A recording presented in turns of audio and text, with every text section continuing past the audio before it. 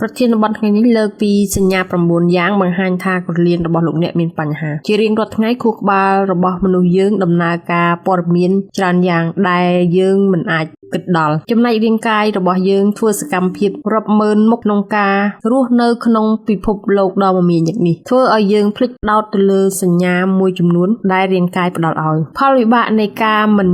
យល់អំពីសញ្ញាទាំងនេះធ្វើឲ្យអ្នកមានជំងឺធ្ងន់ធ្ងរចំណុចមួយក្នុងចំណោមជាច្រើនគឺក្រលៀនខាងក្រោមនេះគឺជាសញ្ញាដែលបង្ហាញថាក្រលៀនរបស់លោកអ្នកមានបញ្ហាទី1ដេកមិនលក់ពេលដែលក្រលៀនរបស់អ្នកដំណើរការមិនបានត្រឹមត្រូវមានន័យថាជាតិពុលមិនអាចចេញពីរាងកាយរបស់លោកអ្នកទៅតាមទឹកនោមវានឹងនៅក្នុងឈាមកាលណាជាតិពុលក្នុងឈាមកើនឡើងជាហេតុធ្វើឲ្យអ្នកពិបាកគេងលក់បានស្កប់ស្កល់ហើយអ្នកអាចប្រឈមនឹងការខូចក្រលៀនយ៉ាងឆាប់រហ័សចំពោះអ្នកដែលមានជំងឺក្រលៀនរ៉ាំរ៉ៃភាគច្រើនពួកគេពិបាកដកដង្ហើមនៅពេលយប់ចំណុចទី2ឈឺក្បាលអស់កម្លាំងនិងចុកខ្សោយជាប្រចាំតម្រង់នោមដំណើរការល្អ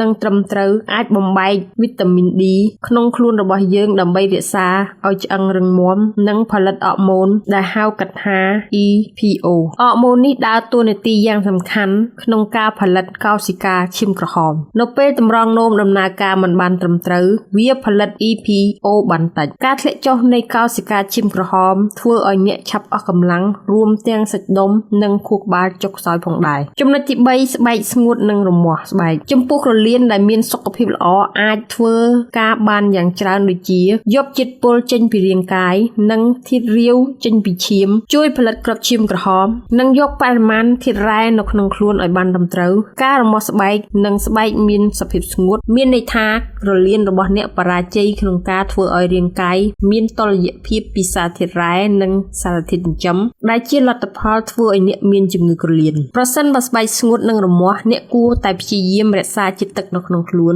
ម្យ៉ាងទៀតត្រូវចងចាំថាមុននឹងប្រើប្រាស់ថ្នាំណាមួយអ្នកគួរតែទៅពិភាក្សាជាមួយនឹងគ្រូពេទ្យជាមុនសិនបើមិនដូច្នេះទេថ្នាំទាំងនោះនឹងធ្វើឲ្យក្រលៀនរបស់អ្នកខូចយ៉ាងឆាប់រហ័សចំណុចទី4មានក្លិនមាត់មិនល្អជាប្រចាំក្នុងរយៈពេលយូរនៅពេលកាកសំណល់កើតនៅក្នុងឈាមវាផ្លាស់ប្ដូររសជាតិនៃអាហារធ្វើឲ្យមាត់របស់អ្នកមានក្លិនមិនល្អការមានខ្យល់ដង្ហើមអាក្រក់គឺជាសញ្ញាមួយនៃការមានជាតិពុលនិងជាការចម្លងមេរោគច្រើនពេកនៅក្នុងសរសៃឈាមលើសពីនេះអ្នកអាចបាត់បង់ចំណង់អាហារដែលជាហេតុនាំឲ្យទម្ងន់របស់អ្នកមិនល្អ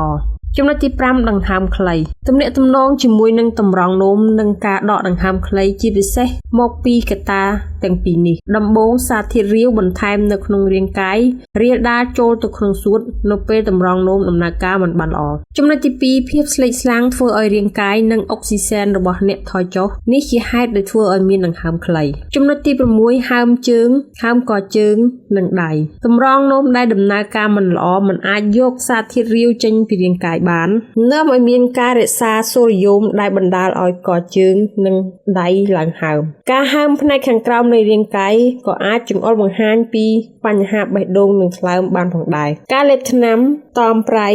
និងកាត់បន្ថយជាតិទឹកនៅក្នុងខ្លួនគឺអាចបញ្ឈប់ការហើមបានប្រសិនបើវាមិនអាចជួយបានសូមពិគ្រោះជាមួយនឹងគ្រូពេទ្យចំណុចទី7ឈឺចង្កេះបោះដៃផុតឬខ្នងជំងឺខ្សោយតម្រង់នោមអាចបណ្ដាលឲ្យឈឺខ្នងដែលជាធម្មតាស្ថិតនៅខាងក្រោមនៃឆ្អឹងជំនីនិងផ្នែកខាងមុខនៃតំបន់ក្រលៀនឬត្រគាកការឈឺខ្នងនិងឈឺចង្កេះអាចបណ្ដាលមកពីតម្រង់នោមខូចហើយ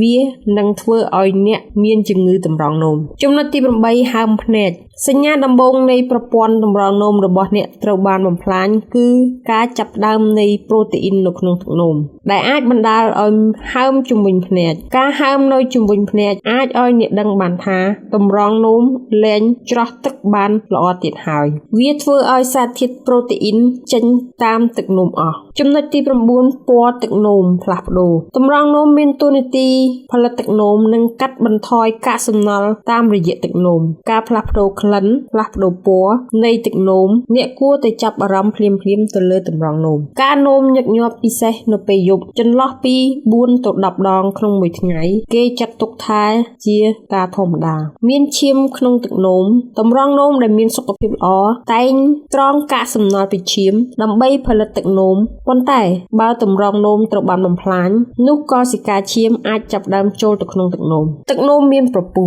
នៅក្នុងទឹកនោមជាពិសេសដំបៅ ៅដែលតម្រូវឲ្យអ្នកលាងប្រដាប់ភេទឲ្យបានច្រើនដងរហូតទាល់តែបាត់បង្ហាញថាប្រូតេអ៊ីនដែលមិនត្រូវការស្ថិតនៅក្នុងទឹកនោម